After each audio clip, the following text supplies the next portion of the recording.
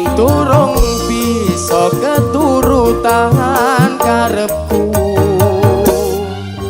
aku ra bakal lali mring wekasanmu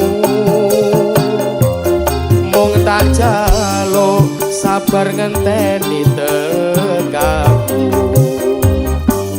yen anakmu takon sapa bapake kuwi kabeh ngono wis ana benere